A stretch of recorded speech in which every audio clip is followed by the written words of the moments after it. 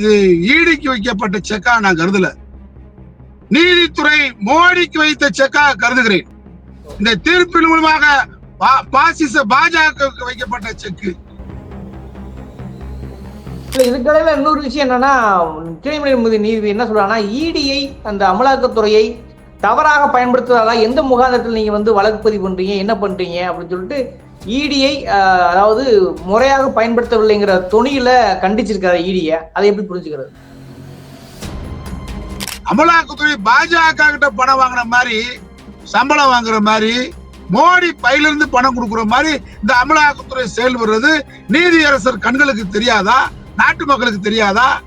ETA மத்திய பிரதேசத்துக்கு போக மாட்டேன்டுது, இடிஏ ராஜஸ்தானுக்கு போக மாட்டேன்டுது. இதுல யாரோ 2 பேரும் நீ ஐஏஎஸ் அதிகாரிகளை கூப்பிட்டுக்கிட்டு மிரட்டி பாக்குற. ஐஏஎஸ் அதிகாரிகளுக்கு வேண்டியவங்க வீடு, பட தயாரிப்பாளர் வீடு, யார் யார் எடப்பாடி பழனிசாமி கை நீட்டுறாரோ அங்கெல்லாம் அமலாக்கத்துறை போகுது. இது எத்தனை நாளைக்கு ஓடுன்னு பார்ப்பான். இன்னைக்கு உச்ச நீதிமன்றம் தெளிவா கேட்டிருக்க, ஆவணங்களை கைப்பற்றிருக்க.